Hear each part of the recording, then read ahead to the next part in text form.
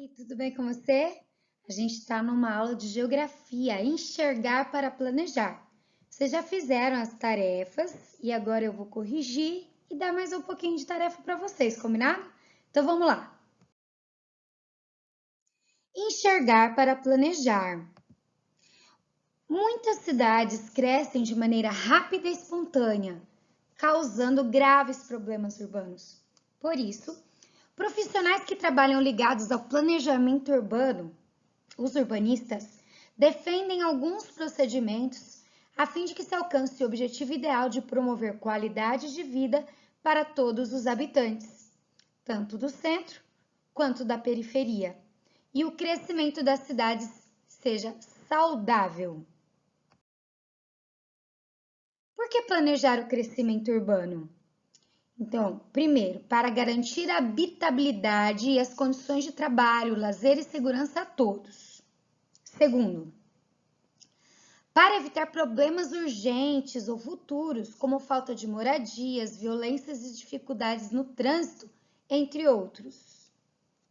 Terceiro, para organizar as atividades econômicas, garantindo o trabalho a todos. Quarto, para identificar as necessidades e prioridades de todos os grupos sociais na cidade, ricos e pobres. 5. Para gerar credibilidade dos moradores em relação aos governantes. E 6. Para que haja comunicação eficaz entre governantes e moradores. Quem são os sujeitos envolvidos no planejamento de uma cidade? Então, são todos os moradores, os governantes e os urbanistas, que são contratados para estar ajudando nessas comissões. Então, todo mundo está envolvido no planejamento de uma cidade.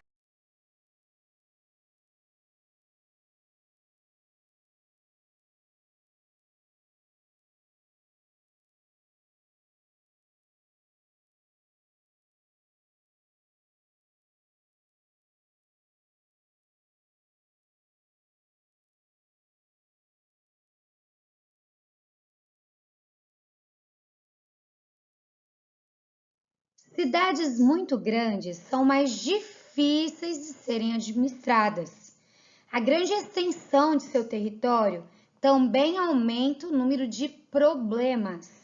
Por isso, planejadores urbanos podem contar com tecnologias de visualização do espaço, como fotografias aéreas e imagens de satélite. Satélites enxergando a Terra. Segundo estimativas da Força Aérea Estadunidense, nada menos que 2.783 satélites artificiais orbitam ao redor da Terra e executam as mais diversas funções. Alguns possibilitam transmissões globais de TV e ajudam na previsão do tempo. Outros efetuam chamadas telefônicas.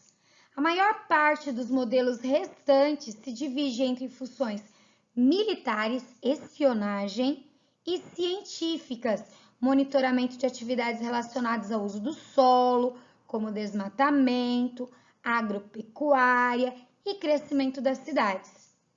Dessa forma, é possível enxergar a superfície da Terra em visão vertical e fazer dessa imagem do planejamento urbano e na elaboração do mapa. Veja, imagem 1 e a imagem 2. Então, é assim como está na imagem 1 que o satélite faz a foto. E depois ele trabalha a foto fazendo como um mapa, tá vendo? Da imagem 1 resulta a imagem 2 em visão mais detalhada da superfície, mostrando especificamente quadras e ruas de Brasília na forma de planta. E agora, número 1. Que elementos naturais e humanizados podem ser identificados na imagem de Brasília, obtidas por meio do satélite? Isso nós estamos falando da imagem 1. Então, naturais e humanizados. Então, o lago é natural, áreas com vegetações arbóreas e rasteira é natural, divisão das ruas, humanizado, prédios urbanos e o formato de avião, no caso, é humanizado, conforme foi projetada. Número 2. Que diferenças há entre a imagem 1 e a imagem 2? Então, ó, a imagem 2 apresenta apenas ruas e quadras, destacando os lagos, né? E algumas áreas verdes como elementos naturais. Aqui, ó. Pois o enfoque da imagem é a organização urbana em lotes e das ruas. Com o auxílio do professor, consulte na internet um programa de imagens de satélite e localize a sua escola. Observe os elementos que aparecem e responda às questões a seguir. Nós fizemos essa atividade naquele dia que a gente navegou com o mapa, a gente foi até a escola e tal. Então, se você não lembrar, eu vou deixar o link aí para você acessar, tá bom? Mas você consegue reconhecer facilmente a sua escola na imagem? Então, presta atenção. O satélite te dá a imagem vertical. Só que no programa que eu mostrei para vocês, a gente conseguia sair com o hominho e ir na rua e olhar frontal, como a gente vê. Então, eu coloquei essa resposta aqui, ó. Mas você pode fazer do jeito que você quiser aí. Somente no Google Street View, que é aquele do hominho que a gente desce, porque temos a visão frontal da fachada. Quando a gente está vendo a imagem vertical do satélite mesmo, a gente só vê o telhado, daí é difícil de identificar. Letra B. A forma como a imagem mostra sua escola e os demais objetos, como prédios, rodovias, ruas, árvores, é a mesma que você visualiza? Então, não, porque o satélite é vertical ou oblíquo, oblíquo é meio de ladinho, assim, eu já vou mostrar a figura para vocês. Mas quando andamos pela rua, nós temos a visão frontal, que é a altura dos nossos olhos. Eu separei aqui para você uma explicação melhor sobre ponto de vista e tipo de visão, tá? Então, primeiro, ponto de vista refere-se à posição do observador em relação ao objeto observado. Então, esse menino tá vendo algo pequeno na frente, isso chama visão oblíqua, meio de lado, ó. Essa visão aqui, ó, você vê meio de lado as coisas. Só que se ele olhar bem de cima, tá sendo a visão vertical. É essa e essas duas suas visões que o satélite tem. Geralmente as fotos, como aquela foto de Brasília que a gente acabou de ver, são assim, visão vertical. Mas o satélite também vê um pouco de lado, tá? Ó, o vertical é assim, só o telhado, por isso que é mais difícil de enxergar. A letra C fala assim, ó. Após observar sua escola em visão vertical, o desenho que viu, tanto o prédio como o pátio e demais objetos que compõem. Você desenhará sua escola na forma de planta, ou seja, em visão vertical. Você fez essa tarefa? Ótimo. Se não fez, tem que fazer, tá bom? Página 100. Cidades que planejam seu crescimento e investem em pequenas iniciativas que promovem o bem-estar ambiental e social, reduzindo o consumo de energia elétrica, por exemplo. Temporizadores nos chuveiros, sensores de luz em corredores de prédios, prédios bem ventilados para diminuir o uso de acondicionadores de ar, ruas arborizadas para reduzir a temperatura no verão, painéis de captação de energia solar, entre outras medidas, tornam a cidade mais confortável, econômica e ambientalmente correta. Essas pequenas soluções podem gerar grandes benefícios para quem vive nas cidades. Quando a gente anda por uma rua que tem bastante árvore, não é fresquinho, não é gostoso? Quando a gente anda numa rua que não tem árvore nenhuma, não é quente? É disso que ele está falando. Se a gente planejar, a gente vai ter espaço para pôr árvores, a gente vai ter espaço para pôr muro, vai ter espaço para janelas, daí vem ventilar melhor o ar, vai abaixar a temperatura, ou vai até captar a energia solar transformando em energia elétrica para a gente consumir. Tá vendo como é importante planejar? 4. Como a visualização das imagens satélites pode orientar ou direcionar a realização de melhorias ou a busca de soluções para problemas percebidos na sua cidade? Então pensa comigo. Lembra que a gente leu agora há pouquinho que existiam até satélites espiões, que era para a área militar? Então, o satélite, ele vê onde muitas vezes o homem não consegue ver. Então, um bom governante, se estiver interessado, ele vai usar o recurso do satélite e vai olhar os pontos da cidade que estão precisando de ajuda. Lugares com desmatamento, erosão, buraco na pista, sujeira, lixo acumulado, né? Falta de árvores. Tudo isso ele pode olhar sem ir até o local. E daí, se ele identificar, ele pega e vai conferir, em vez de ficar passando. Imagina uma cidade muito grande. Valadares é grande, mas existem cidades muito maiores. Aqui em Valadares já seria difícil o governante ficar passando de lugar em lugar. Você imagina uma cidade maior, como a gente já comentou sobre a cidade de São Paulo, que é gigante, né? Então, olha a resposta. Sim. Com auxílio de satélites, podemos visualizar, através de um passeio virtual, todas as áreas de uma cidade. Podemos, então, observar problemas como lixo, desmatamento, erosão, que são problemas que precisam ser resolvidos pelo poder público, tá bom? Nós vamos ver agora uma próxima página, que é Organização e Mobilidade Urbana. O que é mobilidade? É a capacidade de deslocamento de um grupo de pessoas dentro de uma área urbana para trabalhar, comprar ou visitar. Então vamos lá. Organização e mobilidade nas ruas. Ao ver imagens de satélite, você pode observar que algumas ruas, avenidas ou rodovias são traçadas em linha reta, outras em linha curva. Esse desenho aqui, ó, você pode ver que tá retinho aqui, né, ó. Isso aqui tá traçado em linhas retas. Na página 82, você conheceu um bairro Icaraí, que foi formado. As ruas desse bairro foram planejadas e abertas segundo um traçado de xadrez, ou seja, em formato de quadrado.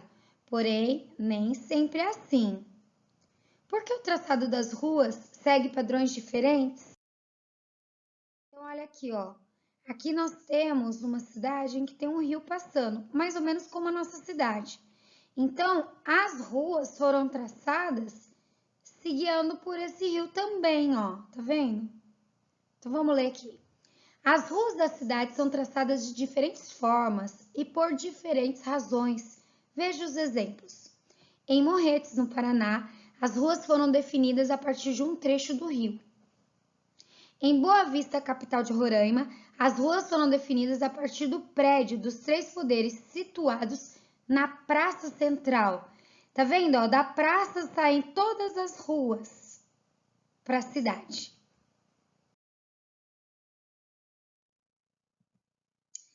Ao ver imagens de satélite, você pode observar que algumas ruas, avenidas ou rodovias são traçadas em linhas retas ou linhas curvas para facilitar a mobilidade. Essa daqui é a cidade de Umuarama, que eu nasci e meus pais ainda moram. Eu já comentei com alguns de vocês que a minha cidade é toda feita a partir de praças, ó. Então, sai de uma praça, essa praça central da cidade. A Avenida Central é essa que tá aqui, ó. O mapa tá meio de lado. Essa é a Avenida Central. Olha, mais uma pracinha. Essa praça principal da cidade, que tem outra praça, tá vendo, ó? Então, a cidade, ela foi feita assim. Depois os bairros mais novos, tá vendo? Mais pracinhas? Depois os bairros mais novos, daí tiveram outra configuração. Olha aqui, ó, como que é, ó. Praça Central, praça e assim por diante. Todas as ruas saem em direção aos bairros e acabam em praças, mais perto ou mais longe, formando esse tipo de estrela. Ela é uma cidade também bem arborizada. Aqui com essa foto não deu porque é planejada, né? Página 101. Em alguns bairros ou comunidades, as ruas foram abertas a partir de ocupação das pessoas, ou seja, sem planejamento. Ó, você não consegue identificar onde está a rua. Viu a diferença de uma cidade planejada e não planejada? Olha lá. Por causa do crescimento acelerado da cidade, como pode ser visto na foto ao lado. Esse aqui é no Rio de Janeiro, a favela da Rocinha. Aí a gente tem vários problemas. Primeiro que é uma favela, é uma ocupação, e outra, ele está no morro. Também é mais difícil de traçar as ruas através de um morro, né?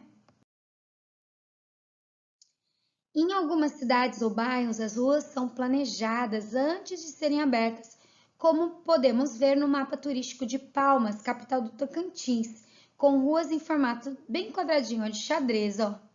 Olha que legal essa cidade, né? Olha que ampla essa avenida. Dá até para fazer desenho no jardim, ó. Que linda, né? Olha quantas pistas de carro essa avenida. 4 pistas de cada lado. Só acontece quando a avenida é planejada, porque senão não dá para ter tanto espaço assim. Página 102. As ruas e avenidas de uma cidade servem para deslocamento de pessoas e veículos. Por isso, precisam garantir a mobilidade urbana. Como ninguém gosta de perder tempo no trânsito, as cidades precisam desenvolver meios de a população se deslocar do centro para a periferia e vice-versa no menor tempo possível. Então vamos pensar algumas coisas. Eu vou fazer a pergunta e você pensa aí. Qual das cidades exemplificadas oferece melhores possibilidades de deslocamento de pessoas e veículos em suas ruas? Tenta lembrar da Rocinha. E lembra dessa última foto aí de Palmas. Qual que dá para andar mais fácil? Número 2. Estando em uma cidade grande, em horários de pico no trânsito, você poderá deslocar-se com maior rapidez. Pergunta. Em seu carro, em um transporte coletivo de ônibus, em um transporte coletivo de trem, a pé, de bicicleta, por uma ciclovia ou por meio de transporte? Então, é o seguinte, depende da cidade. Porque se a cidade é grande e tem uma boa malha viária, em que os ônibus ficam mais livres, às vezes é mais rápido sair de ônibus de um lugar do que de carro. Morei já em São Paulo. São Paulo tinha vias somente para ônibus, que os carros não podiam entrar. Então, os ônibus iam muito rápido por ali. Se eu saísse de carro e o ônibus saísse ao mesmo tempo, mesmo o ônibus parando nos pontos, ele chegaria mais rápido ao destino. Mas olha, o trem, que pode também ser o metrô, é muito mais rápido. Porque o trem, ele tem um horário fixo para passar em cada estação. Quando você pega o trem, você já sabe de uma estação a outra quanto tempo vai levar, porque é sempre o mesmo tempo, é tudo cronometrado. O que dá diferença é que às vezes tem mais trens seguidos ou menos trens. Então, no horário das pessoas saírem do trabalho ou irem para o trabalho, eles colocam mais trens nas vias. Então, sai um, já chega outro, sai um, já chega outro. Em horários de menos movimento, daí não. Sai um, espera um tempo e vai outro. Mas o tempo dele sair de uma estação até outra é o mesmo sempre. Então, muito melhor andar de trem e metrô, tá? Agora, existem outras cidades em que o transporte não é exclusivo, no caso como essas vias, e também não tem um trem bom.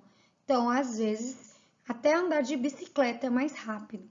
Depende da realidade da cidade, né? Agora, mobilidade para todos, página 103 em diante. Mobilidade para todos.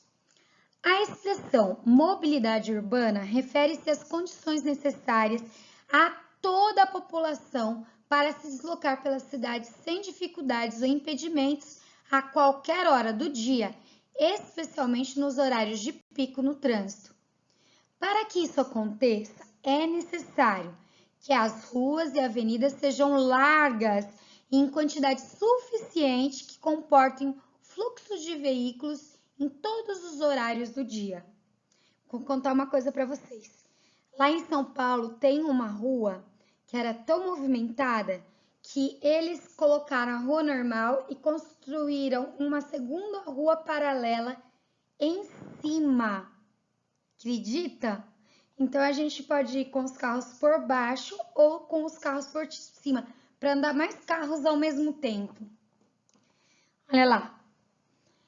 Que sejam oferecidos passeios públicos ou calçadas de boas condições para deslocamento de pedestres.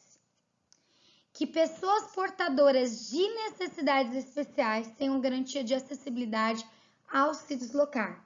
Quem são os portadores de necessidades especiais? Os cegos que não podem ver. Então, eles têm que ir. Como que vai ter um monte de coisa no meio do caminho para eles tropeçarem? Se a gente que vê já tropeça, imagina um cego. Então, a rua tem que estar com a calçada bem arrumadinha. Outra coisa, quem é cadeirante que anda de cadeira de rodas. A gente consegue pular um degrau. É mais difícil, pode cair, mas a gente consegue. E uma cadeira de rodas? Percebe que é isso que ele está falando. Mobilidade para todos não é só quem está no carro, quem está no ônibus, mas também para as pessoas que têm uma necessidade especial. Então, a gente é responsável por cuidar da nossa calçada em frente da nossa casa. E os governantes são responsáveis de cuidar das calçadas que estão em frente de coisas públicas, como praças, escolas, parques, tá? Que ciclistas tenham ciclofaixas disponíveis e bem cuidadas. Essa é uma questão muito importante, porque a ciclofaixa, ela evita muitos acidentes. Ruas que não têm ciclofaixas podem acontecer até morte de ciclistas. Aqui onde eu vivo. Número 1. Observe as ruas ao redor da escola no trajeto de deslocamento até a sua casa. Por isso essa resposta é pessoal, não tem como eu responder. Da escola até a sua casa. Que condições citadas no texto podem ser percebidas? Eu moro no centro, perto da escola. Então eu observo que tem lugares em que as calçadas têm a marcação para cegos. Eu observo que tem lugares que estão com a calçada estragada, que pode tropeçar. Eu observo que tem lugares que tem o rebaixamento da faixa para poder uma cadeira de roda, sair de uma calçada e passar para outra. E você, o que você consegue observar? Número 2. Quais delas precisam de melhorias para que a população tenha boas condições de mobilidade na cidade? Então, das que eu vi, porque essa é uma resposta pessoal também, então precisa tampar os buracos onde tem e melhorar os degraus, né? Degrau reto, a pessoa, tanto a cega quanto a que usa cadeira de roda, não consegue passar. Página 104. Deixa o carro, vai de ônibus. Em dias úteis, em horas de pico, é comum formar um grande congestionamento de veículos nas cidades. Além dessa mobilidade habitual de trabalhadores e estudantes, existe o grupo de pessoas que se desloca ocasionalmente para compras, lazer e outros serviços. Essa movimentação contínua de pessoas também afeta significativamente o trânsito. Daí a necessidade de favorecimento do transporte público sobre o privado. Pensa só, um lugar que um ônibus passa, ele está carregando 50 pessoas, por exemplo. Naquele lugar não passa mais do que dois carros, é mais ou menos, né? Um ônibus do tamanho de 2 carros. Às vezes o carro tem uma pessoa só, às vezes o carro carrega 2, 3. Mas claro que é melhor ter um ônibus que carrega muito mais gente, né? A carona, a bicicleta, o rodízio de placas são exemplos de opções para tornar a nossa convivência com o trânsito mais saudável. Então, você dividir com a mãe de outro coleguinha que estuda na escola, uma leve e outra atrás, é uma coisa excelente, ecológica, boa para a cidade, tá? Algumas vantagens do uso de transporte coletivo, como ônibus e trens, são desafogar o trânsito das grandes cidades, substituir de forma sustentável o automóvel, reduzir a probabilidade de acidentes de trânsito, ser no meio de transporte mais econômico que o privado, ocupar menos espaço urbano, facilitar a mobilidade do trânsito dentro das cidades, contribuir para a conservação das cidades. Então, aqui tem várias coisas que o transporte público pode ajudar numa cidade. Número 5. Você e sua família utiliza alguma das formas de deslocamento citadas nesse texto? Então, essa resposta também é pessoal. Pensa aí, se precisar de ajuda, conversa com a mamãe. Número 6. Existem desvantagens no uso do transporte coletivo? Quais são?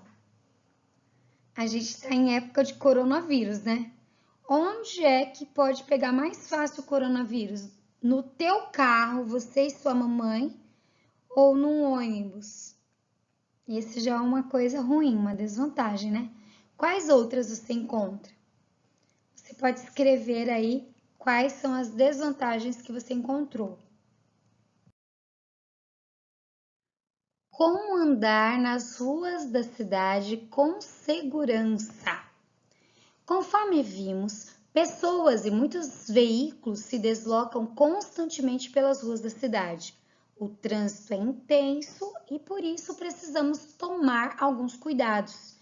Veja se você, como pedestre, está andando nas ruas com a atenção necessária. Nas vias mais movimentadas existem faixas de segurança destinadas à passagem de pedestres. Use sempre a faixa, mesmo que seja necessário caminhar um pouco mais para alcançá-la. Sempre olhe para os dois lados na hora de atravessar. Perto da faixa de pedestre pode haver um semáforo, também chamado de sinaleira ou farol. Fique atento e cruze apenas quando for sua vez. Se estiver acompanhado de um adulto, segure a mão dele. Você vai se sentir mais protegido para cruzar uma rua movimentada. Isso é importante, gente, ó. Ao descer de um ônibus, espere que ele saia e só depois atravesse a rua. Nunca passe na frente dele, pois um carro poderá surpreender você. Eu até vou contar isso aqui para vocês, porque quando eu era criança, estudava na minha cidade, eu ia de ônibus. E uma ocasião, quando eu estava chegando, faltava um ponto só para minha casa. O ônibus parou, algumas pessoas desceram e ele precisou dar uma ré para poder sair. Só que nesse momento que ele estava dando ré, tinha uma pessoa atravessando atrás do ônibus e o motorista não viu. E quando ele deu ré, ele atropelou essa pessoa. Então, preste atenção nessa dica, ó. Nunca passe na frente e nem atrás do ônibus. Espere ele sair, tá bom? Que daí você vai ver melhor. Último, se precisar de alguma informação na rua, procure um policial, alguém conhecido ou de sua confiança. Nunca um desconhecido. 7. Se você deseja atravessar a rua e só existe semáforo para os carros, em que momento você deve atravessar? Então, no momento em que o sinal estiver vermelho para os carros e depois que você olhar para os lados. 8. Em que momento você deve atravessar a rua ao descer de um ônibus? Após o ônibus partir. Assim você terá mais visibilidade. Enquanto ele estiver ali, não atravesse, perigoso. 9. Avalie-se como pedestre. Então, é uma resposta pessoal. Você vai marcar se é sempre, se é às vezes ou se é nunca. Vou ler para te ajudar. Atravessa a rua na faixa de segurança? Põe um X, se é sempre, às vezes ou nunca. Olho para os dois lados antes de cruzar a rua? Atravesso a rua acompanhado de um adulto? Presto atenção e obedeço a sinalização antes de atravessar a rua? Ando pela calçada? Atravesso a rua correndo? São perguntas importantes, né? Muito bem, terminamos todo esse capítulo. Então, reestude, porque ele faz parte da nossa próxima prova, tá bom? Um beijinho e até mais!